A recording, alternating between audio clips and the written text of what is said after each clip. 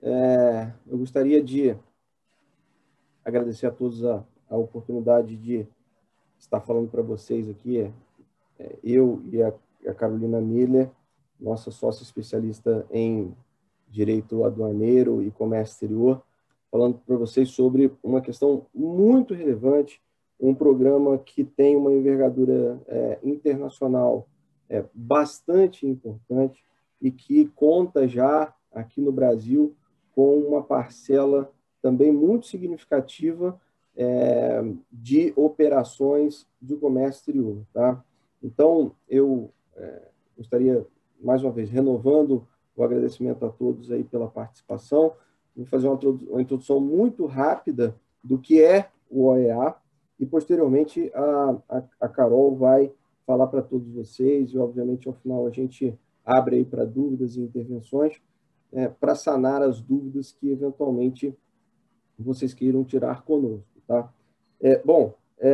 De forma muito ampla e geral, eu gostaria de dizer para vocês o seguinte: o que é o OEA, para quem não conhece, é um programa de certificação, onde a Receita Federal vai olhar para você, operador logístico de comércio exterior, ou eventualmente importador ou exportador, e vai ver se você cumpre determinados requisitos que tenham alguma relação com segurança de carga ou conformidade com a legislação.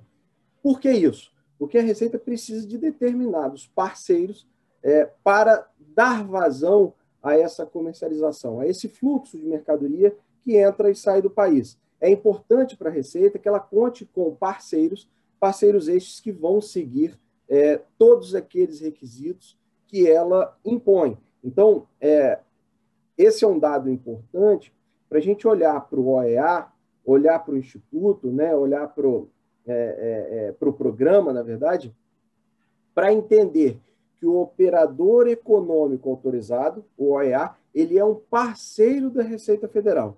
A Receita Federal quer ter o OEA como uma pessoa jurídica que esteja do lado dele para auxiliá-la nessa operacionalização desse fluxo de mercadorias que entra e sai do país. Tá? Então, o que é importante para dizer para quem não é OEA ainda e pretende ser ou pretende buscar a certificação? Primeiro ponto, Giuseppe, quanto tempo demora para eu obter a certificação do OEA? O OEA ele começou a ser operacionalizado lá em 2014 2015, com algumas alterações relevantes em 2017, mas inicialmente demorava-se mais ou menos um ano para obter a certificação. Hoje, o tempo médio de obtenção dessa certificação é de 95 dias, ou seja, em aproximadamente 3 meses, a sua vida pode mudar. Sua vida de operador de comércio exterior ou de logística de comércio exterior pode mudar da água para o vinho, porque desburocratiza muito e facilita muito a vida dessas pessoas. Tá? Então, de 90 a 95 dias é o tempo médio. Um outro dado importante. Giuseppe, é fácil obter o OEA? O que a gente pode dizer? Que de 100% das pessoas que postulam, 75% delas já conseguem obter o OEA, a certificação do OEA, na primeira tentativa. E aí, os outros 25% que não conseguem? Um outro dado importante, desses 25% que não conseguem obter o OEA na primeira tentativa e fazem alguma conformação necessária exigida pela Receita, desses 25%, daqueles que tentaram essa segunda vez, 100% deles obtiveram a certificação.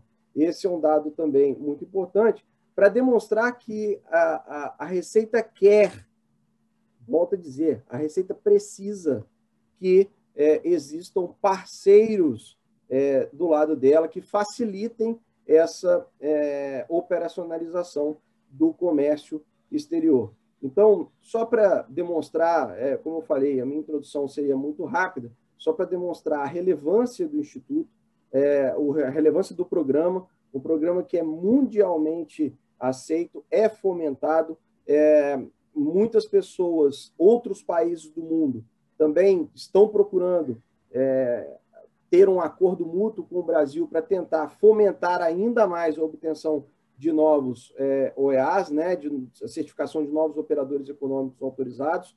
Então, a gente acha que no curto, médio prazo, o programa aqui no Brasil é um programa novo, é um programa de 6 anos, que está sendo operacionalizado há aproximadamente 5, então ainda é uma criança que precisa se desenvolver.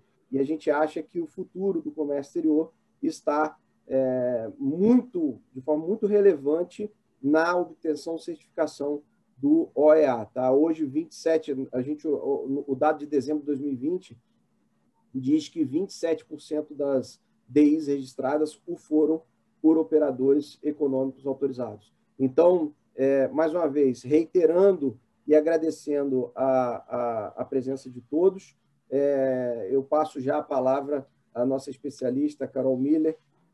Fica à vontade, Carol. Bom dia, obrigada, José. Vou compartilhar aqui a apresentação. Acho muito importante o que o José falou do fato de que a Receita realmente quer. Um fato importante do OEA é que, enfim, logo que o programa foi lançado, em 2015, teve uma grande preocupação, ele migrava um pouco os operadores da linha azul, né? Então ficou muito uma questão, será que isso é um novo linha azul, que era uma certificação que quase empresa nenhuma conseguia.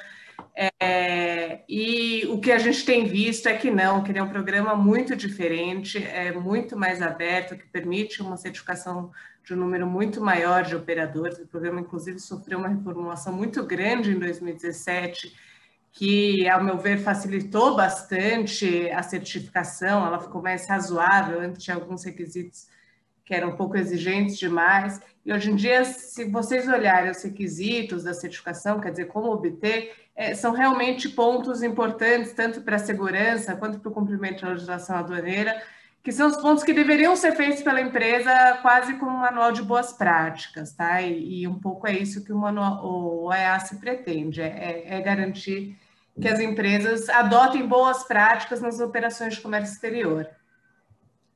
As alterações recentes que a gente teve no final do ano passado, foi publicada a Instrução Normativa 1985, em novembro de 2020.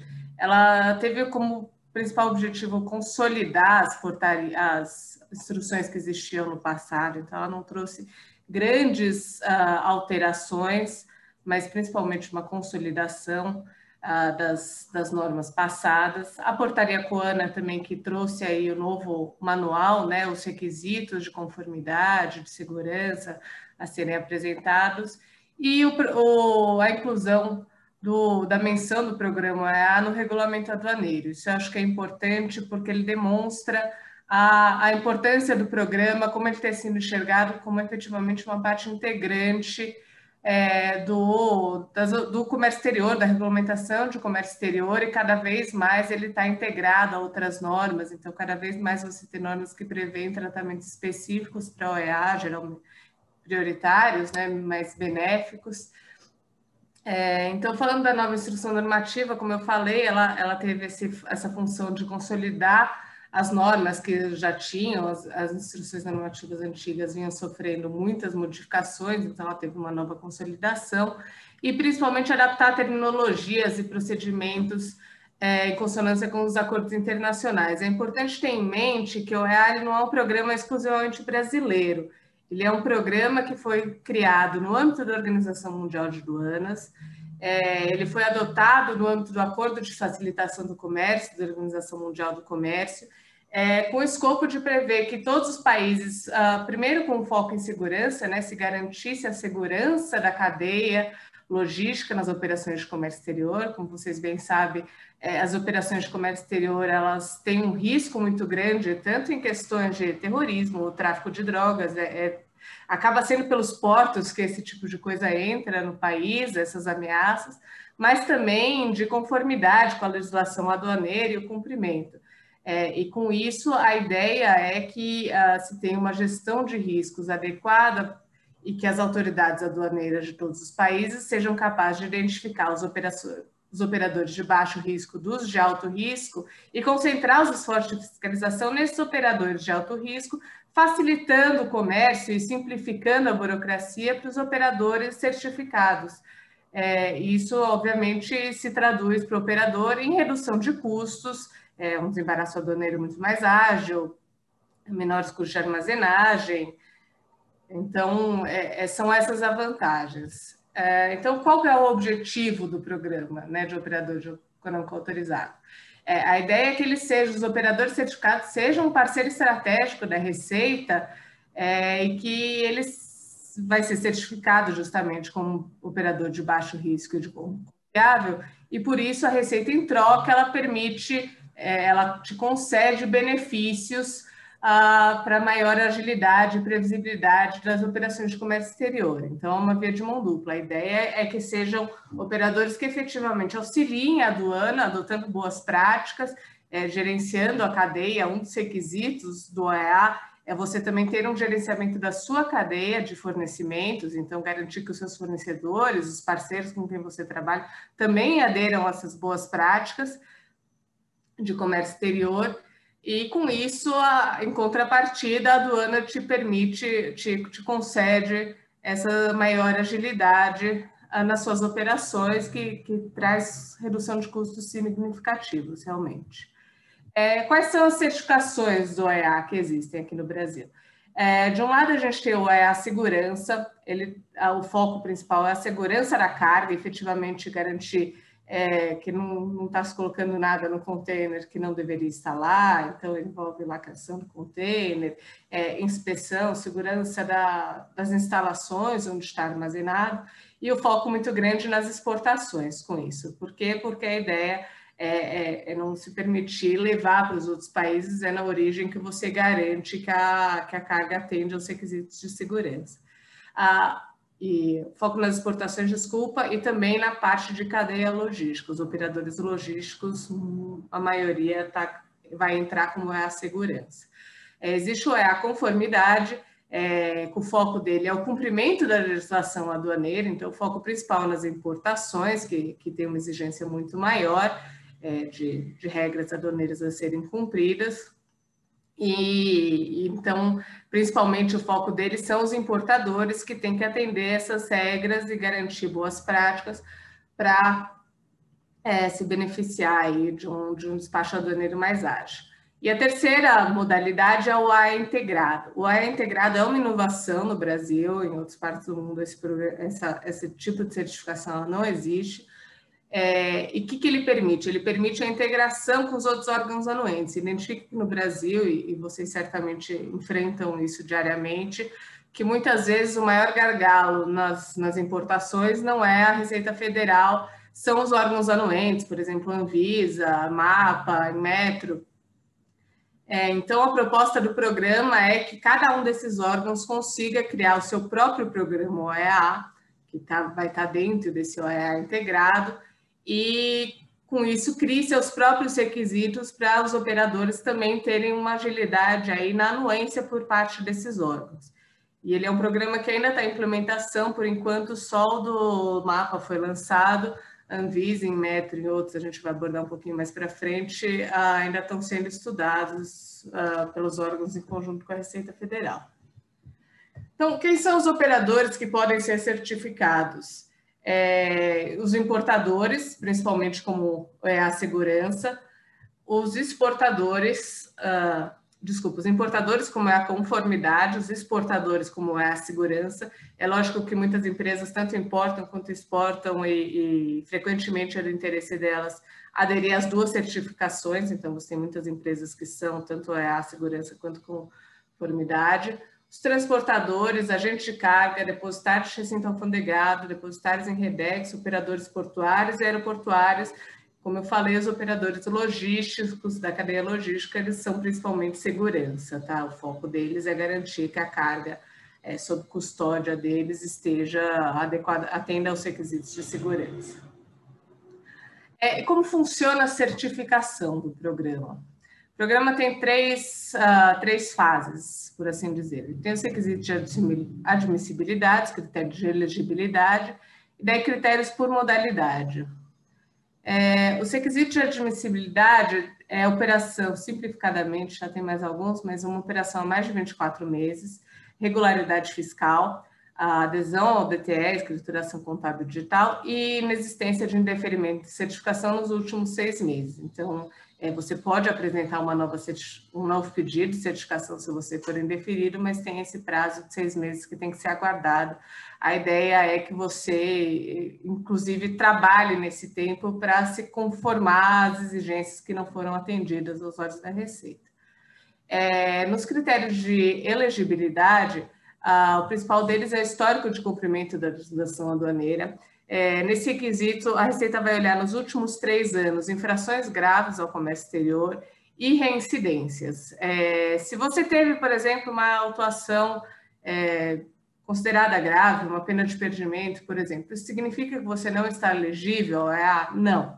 Significa que a Receita vai olhar o que foi feito para corrigir a falha que ocorreu e que levou a uma infração grave. Então, você vai ter que mostrar para a Receita que houve, enfim, era uma importação indireta que não era feita adequadamente, que foram adotados procedimentos dentro da empresa para garantir que todas as operações que envolvessem outros agentes seguissem a determinados procedimentos e fossem classificadas e registradas como importação em conta e ordem, uma importação por encomenda, conforme o caso, garantir que todas as importações registradas como importação direta sejam efetivamente uma importação direta e não uma conta e ordem, uma encomenda irregular. Então, a ideia é olhar realmente, não é só ter uma ficha limpa, e sim mostrar para a Receita que foram adotadas medidas necessárias para corrigir as falhas. Como é importante sempre ter em mente que o OEA é um programa de boas práticas. Então, o que a Receita quer é que você adote boas práticas para parar de cometer infrações. Então, o histórico do cumprimento, ele entra muito sobre essa perspectiva. Gestão de informação é um requisito que ele tem uma importância muito grande, que às vezes a gente esquece disso. O que a Receita quer saber é como é que são os seus registros, quer dizer, os registros são feitos em dia, eles são confiáveis, os registros batem com a documentação de fato, né? Quem registra todas as declarações no sistema da empresa, todas as entradas e saídas, isso efetivamente corresponde à documentação e às operações que têm sido feitas de fato. Quem é o responsável por realizar esse registro? Quem tem acesso aos registros da empresa? Quer dizer, existe um risco aí de que se alguém faça uma alteração indevida, os sistemas são protegidos, os controles de acesso são bem estabelecidos. Existe uma política, por exemplo, quando um colaborador é desligado da empresa, ele perde imediatamente o acesso. São coisas que, por um lado, são bastante óbvias, mas muitas empresas não têm esses procedimentos formalizados. As coisas deveriam ser feitas dessa maneira e, na prática, não são. Então, o objetivo principal é realmente que você adote procedimentos para garantir que esses passos sejam cumpridos, que isso vai conferir uma maior segurança na sua gestão de informação. A solvência financeira, a empresa, enfim, precisa estar em boa saúde financeira, regularidade fiscal, não pode ter recuperação judicial, falência, decretada nos últimos anos. Política de recursos humanos também é muito em linha com a gestão de informação. Você precisa olhar quem que você está contratando. Então, você olha se o despachante contratado ele é alguém que tem experiência efetiva na área, é alguém que está num cargo de confiança, num cargo de gestão, é alguém que atende essas habilidades. De novo, se ele é desligado, a procuração do despachante aduaneiro é imediatamente revogada ou isso acaba ficando perdido e você tem um despachante que não está mais trabalhando com a empresa e ainda tem acesso.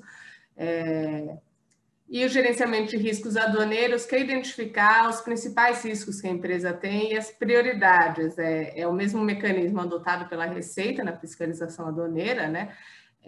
De identificar o que são operações de baixo risco, e você olhar que, bom, de acordo com as particularidades da empresa, e daí realmente varia muito, quais são os tipos de operação de maior risco, quais são os pontos de maior atenção, quais são as maiores exposições, e concentrar os esforços nesses pontos. Evidentemente, você tem que passar por todos os requisitos do OEA, você tem que ter procedimentos para todos, mas as atividades de maior risco exigem um controle muito mais rígido.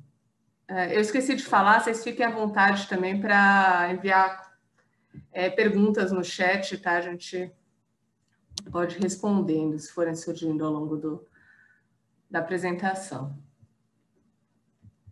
Bom, chegando aos critérios de segurança, daí para a modalidade de segurança, vai envolver segurança da carga, então realmente, como é lacrada a carga, que lacre é utilizado, ela é bastante operacional, esses requisitos, essa certificação, ela vai olhar quem tem acesso às instalações da empresa, então são só funcionários ou qualquer um consegue entrar, treinamentos, a ideia é que os funcionários sejam constantemente treinados da importância desses requisitos e de cumprimento desses requisitos, quer dizer, você está garantindo que um funcionário novo que entre na empresa, ele tome ciência de todos esses procedimentos, que ele tenha ciência da importância do cumprimento desses critérios, qual o motivo disso, né?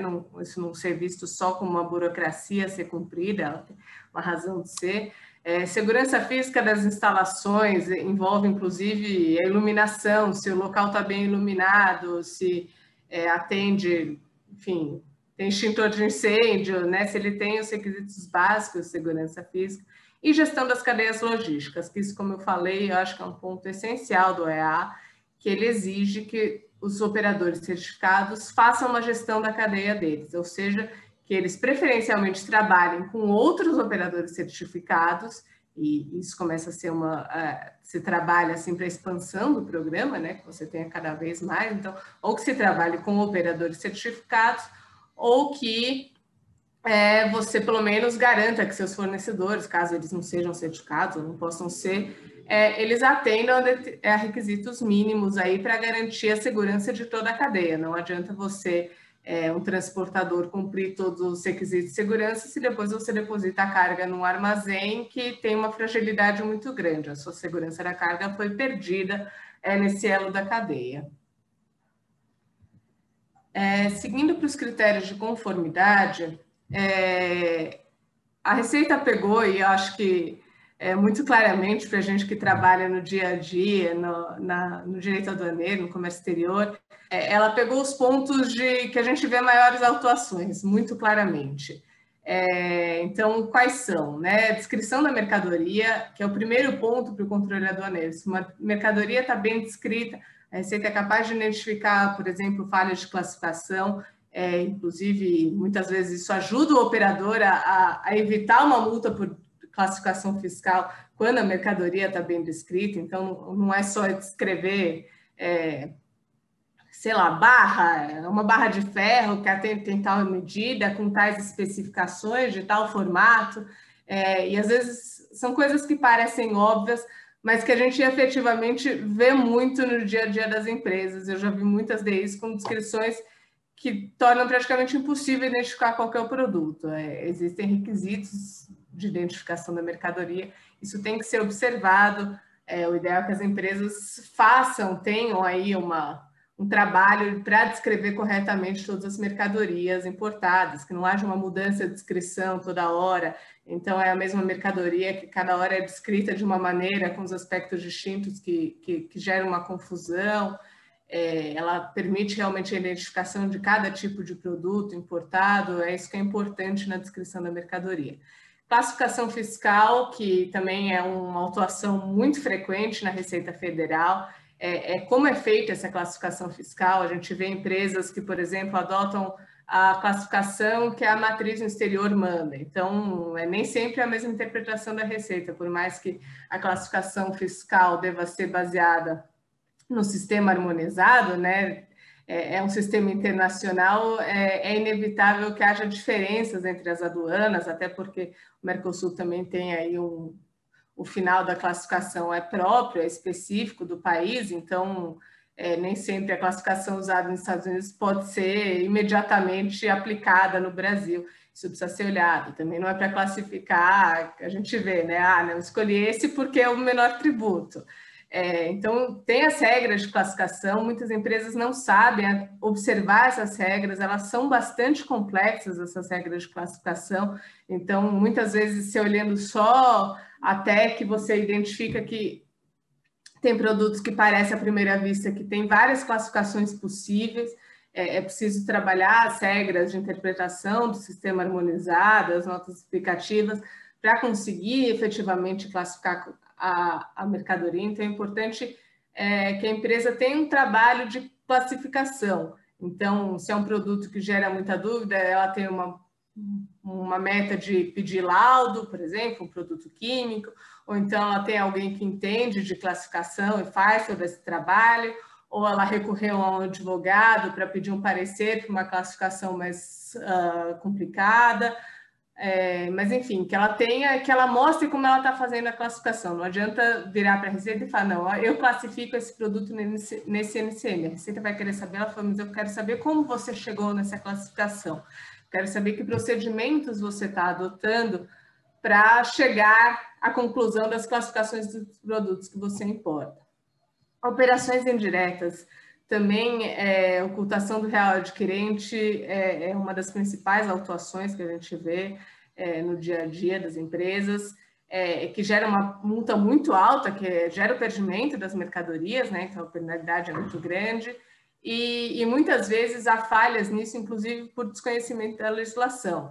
Então, ele envolve aqui você ver como é que estão sendo feitas as suas operações por encomenda e por conta e ordem, mas muitas empresas que falam, mas eu não uso nem encomenda nem conta e ordem. Mas a Receita exige também que você avalie que suas importações indiretas não são, de fato, uma importação por encomenda irregular, uma importação por conta e ordem regular. Quer dizer, uma importação direta seguida de revenda, ela pode ser enquadrada como uma importação por encomenda. É preciso atentar quais são os requisitos da importação por encomenda para ver se não existe um risco ali, se a empresa não está exposta e muitas vezes nem está se atentando que ela está fazendo uma coisa incorreta e com risco de penalidade muito alto, tá? Porque atinge 5 anos para trás. Então, esse acho que é o principal, diria, o ponto de atenção entre todos esses, ao meu ver, esse das operações indiretas é certamente o mais sério deles.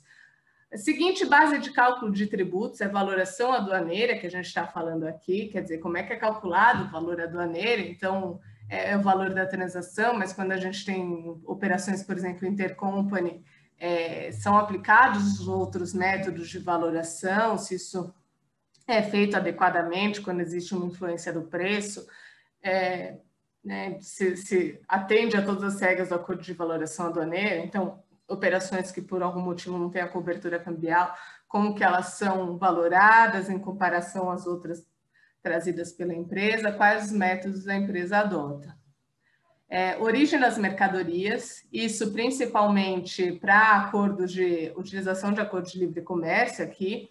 Então, para ver se a empresa entende como é que funcionam as regras de origem, né? Cada acordo tem a sua própria regra de origem, tem seus próprios requisitos. Muitas vezes, dentro de um acordo, cada NCM possui regras especiais de origem, de, enfim, valor agregado e salto tarifário aí, com fórmulas distintas de cálculo de valor agregado. Então, uma análise de como é que a empresa identifica aí as regras de origem. Não basta só falar que eu tenho um certificado de origem, então isso resolve o problema. Não, a Receita quer que você vá um pouquinho mais a fundo e entenda um pouco como é que funciona as regras de origem, você saiba identificar nas importações, quando tem aí uma preferência tarifária, uma redução do imposto de importação por conta de acordo de livre comércio, como é que você identifica aí o atendimento das regras de origem. Imunidades, benefícios fiscais e suspensões, aí entram todos os regimes especiais que conferem imunidade. Então, qual que é o programa, que benefícios a empresa usa, quais que ela não usa, se ela pretende utilizar um benefício, como que ela faz essa avaliação.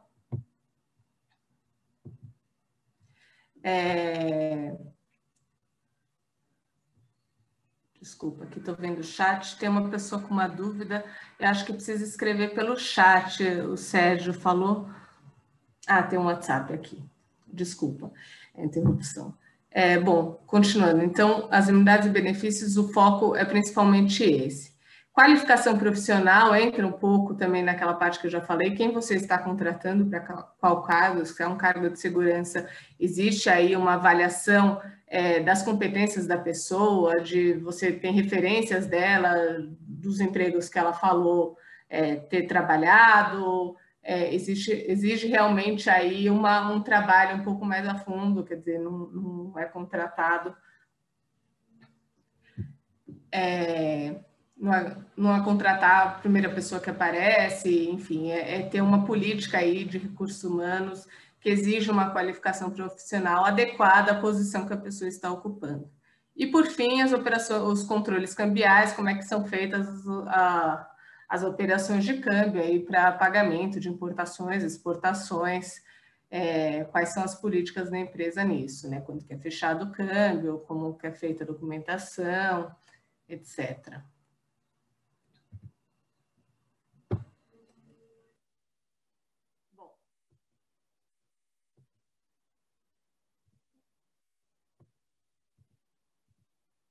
Então, o que a certificação exige? Primeiro, você precisa identificar quais são os riscos da sua operação, né? A partir disso, criar procedimentos formais, como eu falei, a Receita Federal vai exigir que você passe por absolutamente todos os pontos todos os pontos exigidos no roteiro, tá? Não adianta você falar, ah, não, eu não tenho operação indireta, então eu vou pular isso. Ela fala, não, o que você vai identificar é que talvez, dependendo da sua operação, você tem um risco baixo nesse aspecto, então seus procedimentos podem ser um pouco mais simples e não é um ponto de atenção tão grande. Depois disso, tem que ser redigido justamente esses procedimentos formais. Então, como é que é feito, né? Como é que devem ser as operações para que o risco seja identificado durante os registros das operações, durante o dia a dia da empresa, né? O procedimento ele serve para garantir que as coisas sejam feitas adequadamente. Esse procedimento deve ser revisto periodicamente. Então, tem uma política aí de uma vez por ano, ou a depender do produto mais frequente ou menos, dependendo da característica. E ele tem o controle, quer dizer, quem controla que esses procedimentos estão sendo efetivamente realizados.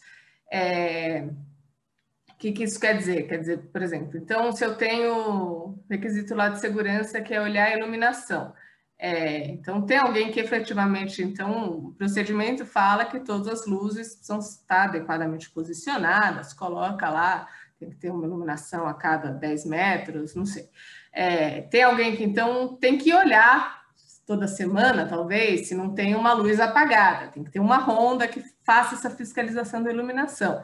Isso é um controle. Além disso, tem que ter alguém que olhe se esse controle está efetivamente sendo feito. Então, se essa função é atribuída ao segurança da empresa, por exemplo, o segurança da empresa tem que reportar alguém e apresentar um relatório toda semana de que ele passou por todos os pontos e viu que todos os postes estavam acesos, tá? É esse o fluxo que a Receita espera. Então, realmente, é uma formalização muito grande dos procedimentos. As empresas, é muito comum a gente ver, a gente começa a fazer um trabalho de OEA e as empresas falam que, ah, não, mas eu já faço tudo isso. E, de fato, enfim, no dia a dia é esperado que você olhe para requisito de segurança, que você olhe para classificação fiscal, mas quando a gente vai perguntar para como é que funciona, né? Como você faz tudo isso, o que a gente percebe é justamente que esses procedimentos não estão formalizados. Não existe um procedimento formalizado, único dentro da empresa, para atender esses requisitos. O que existe é que a empresa, cada funcionário faz da sua maneira, ninguém fiscaliza se isso está sendo feito de verdade, não existe uma uniformidade entre esses procedimentos. Então, é isso que a Receita quer, realmente uma formalização de todos esses procedimentos, todos esses passos para garantir que a empresa efetivamente esteja adotando essas boas práticas, tá?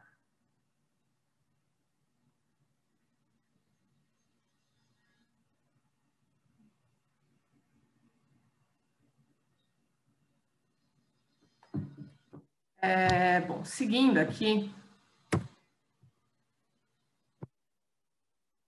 Então, quais são os benefícios do programa, né? A gente falou tudo que as empresas têm que fazer para atender, para conseguir a certificação, o que ela ganha em troca. Então, a Receita oferece alguns benefícios aí, dependendo da modalidade de certificação. Temos os benefícios gerais, então, tanto para o OEA-C quanto para o OEA-S, né? Tanto para conformidade quanto para segurança. Quer ter um ponto de contato na Receita Federal para dúvida, você tem um fiscal designado aí que vai servir para tirar dúvidas procedimentais do dia a dia da operação da empresa. Isso pode ser bastante útil, às vezes, para a gente, volta e meia, tem zonas cinzentas e ele pode dar uma orientação. Prioridade na análise de certificação de outra modalidade. Isso é bastante importante porque o OEA integrado, principalmente, é uma coisa que ainda está sendo implementada e a gente vai tratar mais adiante, mas para você ter o OEA integrado, você precisa estar certificado já em uma das modalidades existentes, ou segurança ou conformidade. Então, se já se certificar atualmente, mesmo que ainda você esteja esperando sair, por exemplo, o OEA integrado Anvisa, pode te dar uma agilidade aí quando essa nova certificação sair para você conseguir logo a certificação do OEA integrado e os benefícios dos acordos de reconhecimento mútuo que a gente vai tratar também um pouquinho mais para frente.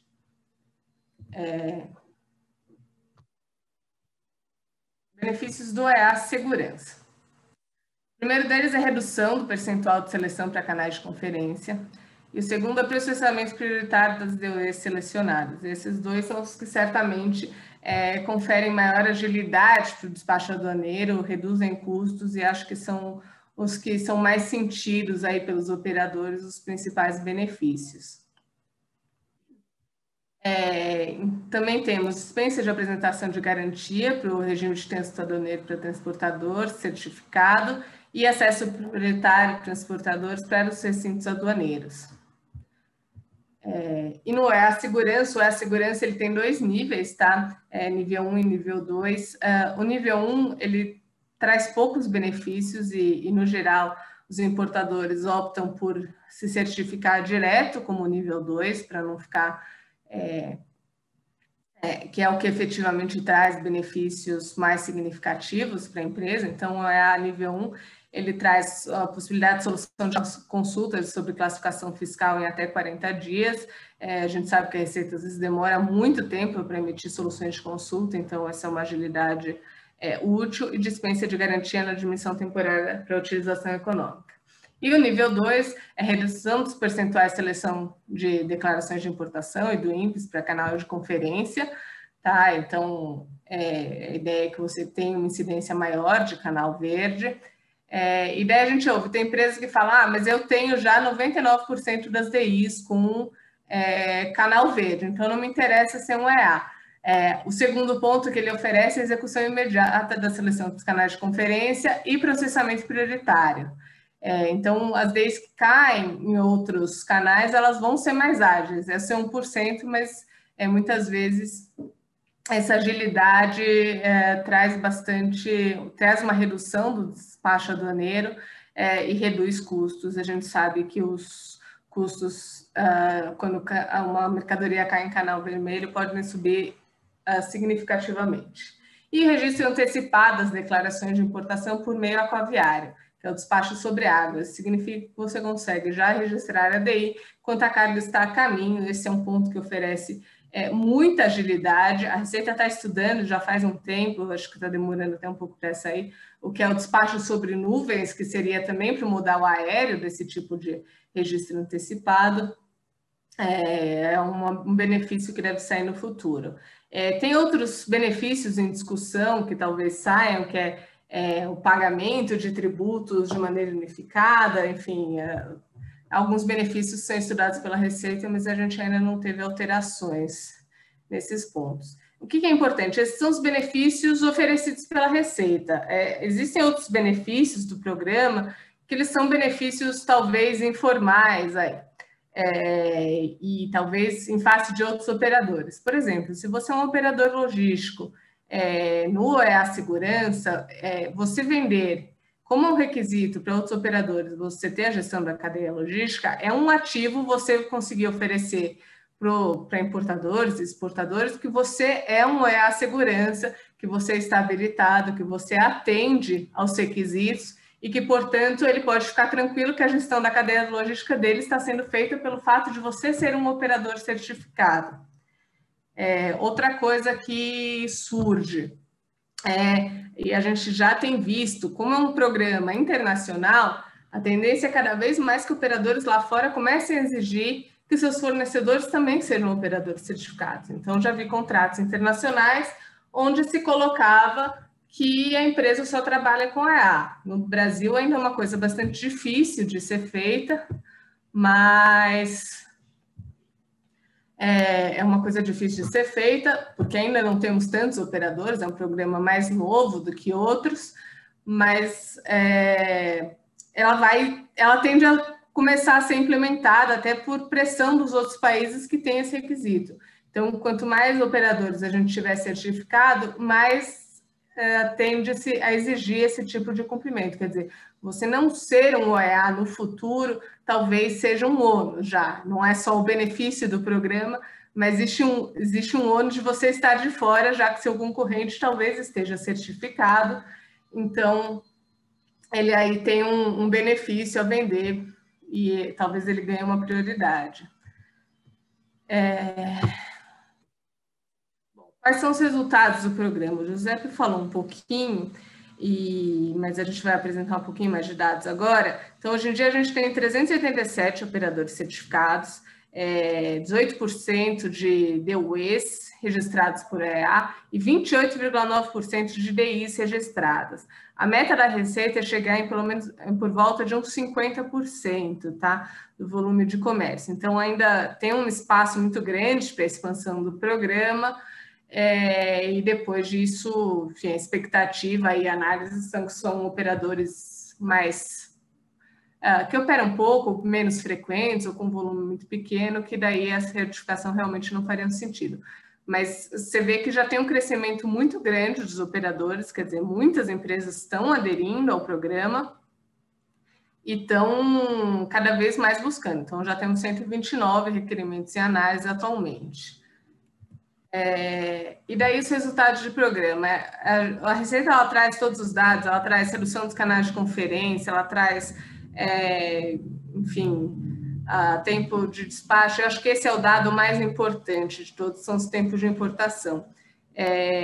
Que é quanto tempo você demora para conseguir desembaraçar a carga, tanto de maneira geral, considerando a média de todas as importações, quanto olhando só para os canais verdes. Então, de novo, a empresa que fala, eu não tenho interesse no programa, porque eu tenho uma incidência muito grande de canal verde, a diferença é que você não é um OEA, você leva em média 15 horas para fazer um despacho.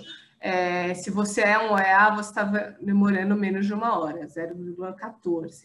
É uma diferença muito grande, que mostra que os operadores têm sido recebido um tratamento prioritário. Isso agiliza muito o despacho aduaneiro das empresas, gera uma redução de custos no final do dia bastante significativo e ao meu ver, hoje em dia, esse é um dado gritante, até porque você pode fazer o despacho sobre águas, então é um fator que só hoje em dia pode fazer e que agiliza bastante o processo de importação. A gente tem aqui também os mesmos dados para mudar o rodoviário e aéreo. Então, você vê que em todos os casos existe um tratamento prioritário e uma redução bastante significativa do tempo de despacho. Bom, e o que a gente tem de alterações à vista, né? A gente falou um pouco as alterações recentes, que, enfim, não mudaram tanto assim no dia a dia das empresas, mas a gente tem outras alterações que vão vir para o futuro e que a gente já consegue prever.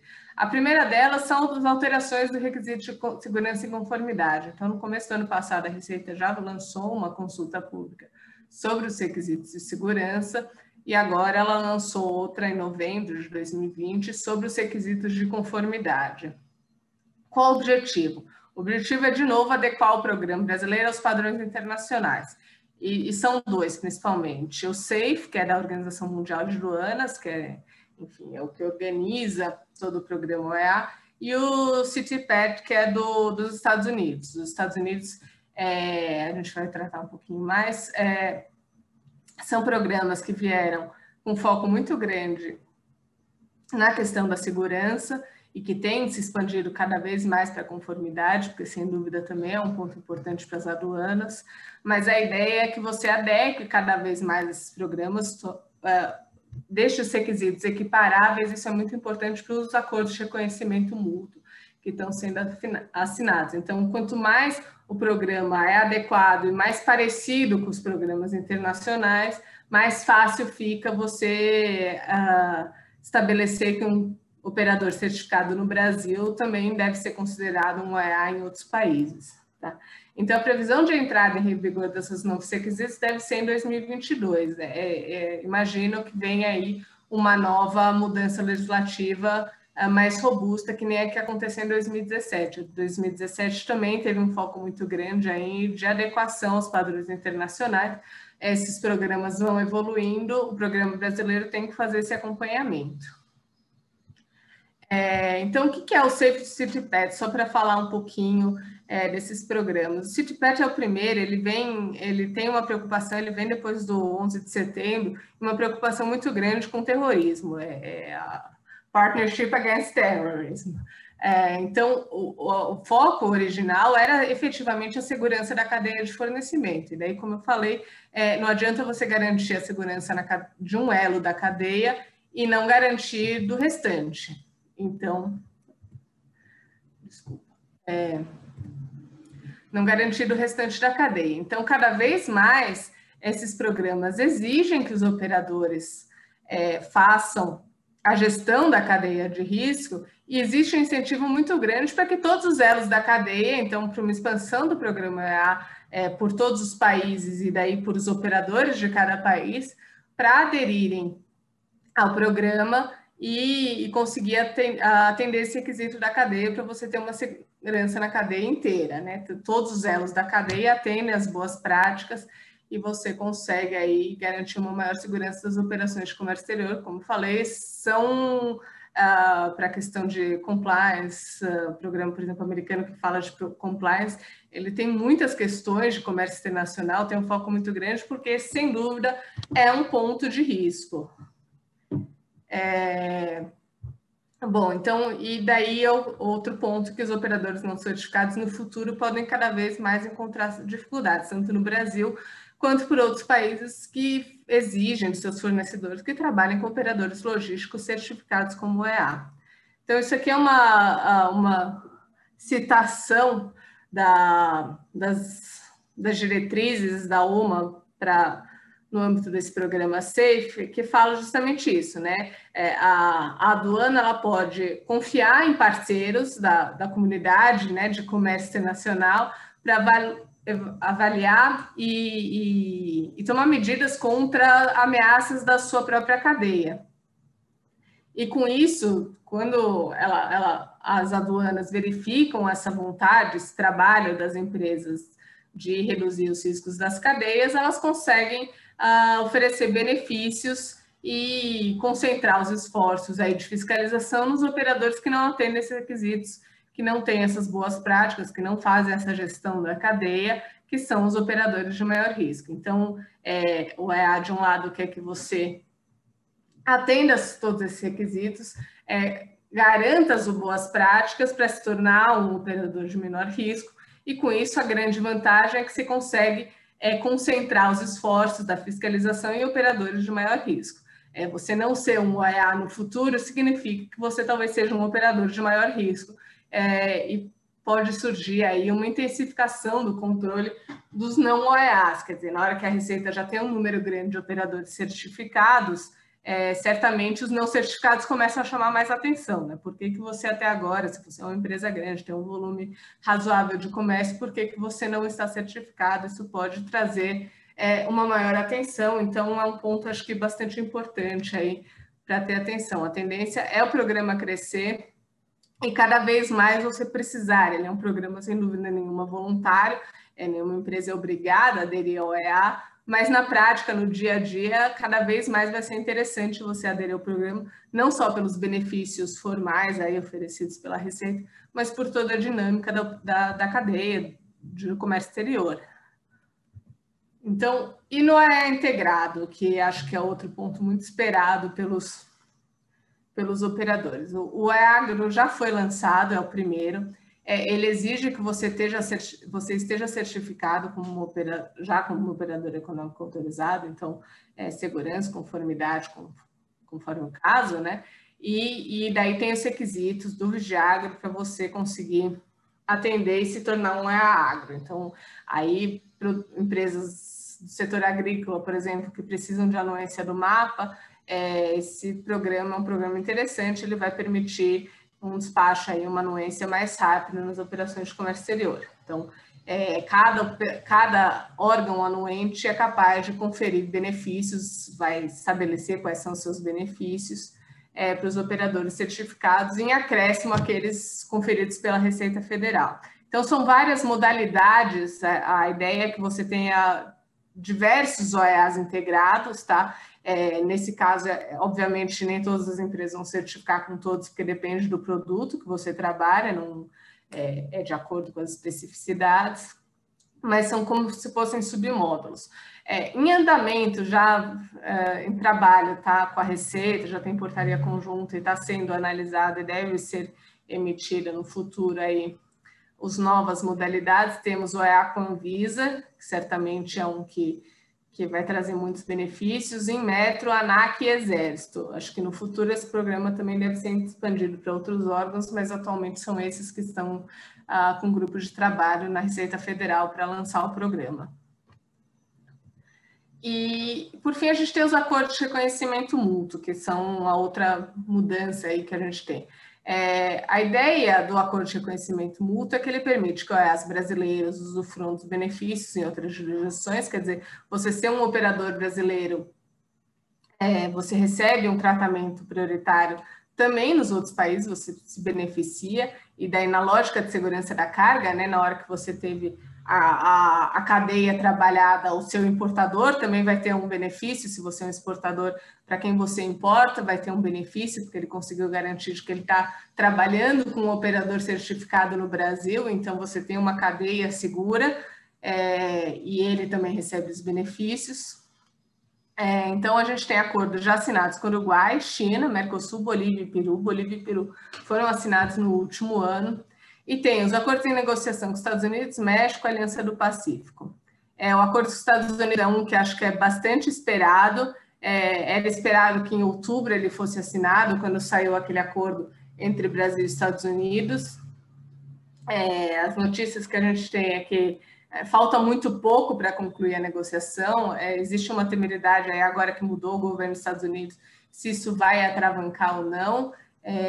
Minha visão é que esse tema é um tema muito técnico, de interesse tanto das empresas americanas quanto brasileiras, e daí o setor privado tem feito uma pressão de que esse tipo de trabalho tem que continuar, independentemente do governo de cada país. Então, talvez com um pouco menos de urgência, mas a tendência é que esses acordos continuem a ser negociados. São trabalhos técnicos que vêm sendo conduzidos já há muitos anos, e que, enfim, tem um componente político menor. Então, talvez com menor urgência, mas é um acordo que eu diria que muito provavelmente vai continuar sendo negociado e se tudo der certo, sair no futuro próximo.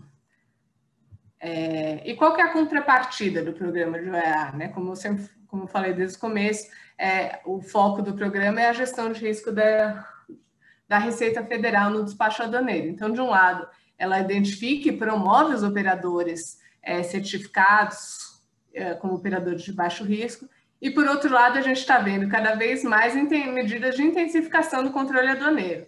Por exemplo, no passado a gente teve duas alterações importantes. Uma foi a criação de um grupo de inteligência de comércio exterior e outro um novo procedimento de fiscalização no combate à fraude aduaneira. O grupo de trabalho é feito para identificar ilícitos, identificar medidas que podem ser feitas, identificar ações para intensificar o controle a ilícitos aduaneiros. Então, todas essas medidas justamente devem ter por efeito trazer essa questão, enfim, diminuir a fiscalização dos OEAs e, ao mesmo tempo, intensificar os operadores de maior risco. E daí um último ponto que vale a pena falar, principalmente na questão da conformidade, que eu acabei não falando, é que na hora que você adota boas práticas, e é isso que também é esperado, você tem uma diminuição aí das infrações aduaneiras. Então, realmente, uma redução de autos de infração recebidos pela empresa. Então, o OEA ele funciona aí como uma primeira etapa de um programa de trade compliance das empresas, né? Um programa de efetivo cumprimento da legislação aduaneira para reduzir aí autuações, enfim, ilícitos cometidos pelas empresas. Eu acho que o que é importante daí falar, o OEA, ele é um programa, na hora que você olha os requisitos, eles são relativamente simples, ele não é um programa muito complicado de conseguir, ele não, os procedimentos eles não exigem uma elaboração muito grande, ele é o mínimo que você tem que fazer como boa prática. Até olhando a fundo as empresas, a gente trabalha, acho que muitas vezes interessa a empresa, principalmente em questões mais sensíveis, e além do programa, ter procedimentos mais sofisticados, uma análise mais profunda das operações, porque tem coisas que mesmo o OEA não é capaz de captar e no futuro, numa revisão aduaneira, pode ser um ponto de exposição da empresa. Mas ele é, sem dúvida, esse primeiro passo de trade compliance, acho que essa é outra grande importância dele. Bom, com isso a gente termina a apresentação aqui. Ô, Carol, antes de mais nada, parabéns pela apresentação, muito bacana, exauriu vários assuntos, vários pontos que, de fato, são muito importantes para o desenvolvimento do programa e certificação das empresas. Teve uma pergunta, que é uma pergunta bem interessante, que um participante fez, no sentido dos cargos críticos, tá? Em relação aos cargos críticos. Ele coloca, no que se refere aos cargos críticos dentro da empresa, que medidas devem ser adotadas para mitigar os riscos? Bom, eu vou responder, Carol, e aí se você quiser complementar depois, fica à vontade. A gente tem uma pergunta, que é uma pergunta muito relacionada a compliance, né? E que é o principal ponto de sustentação, é o principal pilar de sustentação do OEA. A confiança que a Receita precisa depositar no operador para tê-lo como parceiro, né? Então, esse ponto dos cargos críticos e os elementos para mitigar riscos são uma variedade deles. A gente pode pensar em dezenas deles, mas eu destacaria talvez 3 pontos. Assim. O primeiro deles, em relação a critério de seleção dessas pessoas que ocuparão os cargos críticos, tá? É preciso ter um RH muito forte e competente em relação a esses cargos, tanto na seleção, qualificação e contratação dessas pessoas, quanto no acompanhamento posterior à contratação.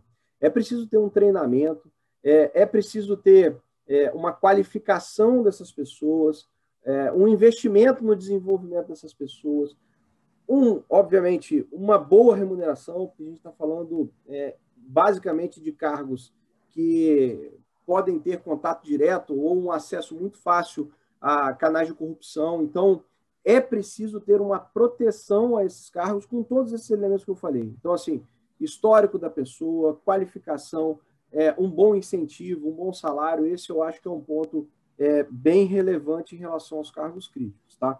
Um outro ponto que também pode ser pensado é uma contratação de uma auditoria externa para, de tempos em tempos, fazer aquilo que é necessário em relação à verificação de elementos que podem caracterizar, podem induzir a existência de eventuais fraudes ou não comunicações de situações de risco. Então, acho que a contratação de auditoria externa de tempos em tempos também é um elemento que pode mitigar o risco aí dos cargos críticos. E eu acho que, terceiro e por fim, né, uma outra possibilidade é você pegar essas pessoas que estão diretamente relacionadas, né, a cargos críticos e submetê-las a verificações individuais, tá? Não só dentro do conjunto, do contexto de todas as pessoas que estão ali na linha de frente, mas sim a avaliação individual dessas pessoas. Essas pessoas precisam a avaliação que eu digo, a avaliação de performance, né? Porque essas pessoas precisam ter habilidade na identificação dos riscos a que elas se submetem e a comunicação imediata desses riscos. Essa comunicação com a Receita, ainda mais levando em consideração que o OEA tem sempre um ponto focal dentro da Receita, onde você tem um contato direto com o auditor, essa pessoa precisa ter habilidade para identificar os riscos e também, de imediato, expor esses riscos à Receita Federal. Porque imaginem o seguinte, a Receita Federal, o OEA, como a gente disse no começo e a Carol ratificou, o OEA é um parceiro da Receita. Você precisa estar de mão dada com a Receita. Ele não a Receita não é o seu, não é uma contraparte, né? Ela está do seu lado. Ela facilita a sua vida. Então, se você conta com o apoio dela, as coisas mudam muito, tá? Facilitam muito. Manter também o QAA, né? O questionário de autoavaliação sempre atualizado, também é um ponto de mitigação de risco. Enfim, tem vários outros, mas eu acho que eu colocaria esses 4, tá? Não sei se a Carol quer adicionar algum aí. Não, acho que de acordo com esses pontos, eu vi aqui uma outra pergunta no chat, se permanece, né, o caráter voluntário que tinha no parágrafo 2º da instrução, do artigo 1º da instrução normativa antiga, ele exige, hoje em dia ele está no parágrafo único do artigo 4º aqui, a ausência de adesão no programa realmente não implica no impedimento ou limitação à atuação do interveniente. Quer dizer, a Receita não pode, em nenhum momento, impedir um operador de atuar como importador, como exportador, como transportador, etc., como interveniente no comércio exterior. É um programa voluntário, ele continua a ser voluntário, ele sempre será voluntário, não se presume que 100% dos operadores vão ser certificados. Agora, o risco que existe, isso sim, é que a Receita comece a intensificar a fiscalização de operadores não certificados por isso, né? Não é um operador de baixo risco, você pode estar sujeito a ser considerado um operador de maior risco e daí receba uma fiscalização mais intensiva, a depender, lógico, de onde você, da função do operador, tem das atividades também. Não significa que você não ser um OEA, você vai separar do canal vermelho para todas as atividades. Mas, certamente, a Receita vai olhar de uma maneira diferente do que ela olha para o OEA, e hoje em dia, com o aumento do programa, ela tem mais recursos disponíveis para olhar para esses certificadores de baixo risco. Então, é nesse sentido que a gente fala que tem um risco maior aí e que isso pode incentivar os operadores a atuarem no programa e pode ser um ônus no futuro não ser OEA. Exato, é o que você falou, né, Carol? Assim, de imediato a gente não vê o risco, mas no futuro, se 50% das DIs forem de OEA, os outros 50% vão ter um nicho de fiscais olhando para eles com mais intensidade, né? Assim, no curto prazo a gente acredita que não vai ter impacto, mas no futuro pode ser que sim, né? A tendência é cada vez mais com a expansão do programa. Acho que você tem isso. A Receita literalmente com mais recursos disponíveis para concentrar num número menor de operadores. Esse o objetivo deles. Então, é isso que se pode esperar. Bom, pessoal, a gente chegou a 1 hora de webinar, 1 hora e 3 minutos agora. Eu, mais uma vez, gostaria de, em nome do escritório, agradecer a presença de todos, dizer que nós estamos à disposição, se eventualmente houver mais alguma dúvida, fiquem à vontade, os nossos e-mails estão sempre disponíveis, os nossos telefones. Agradecer uma vez mais a Carol, o pessoal da comunicação, tá? Muito obrigado a todos pela presença.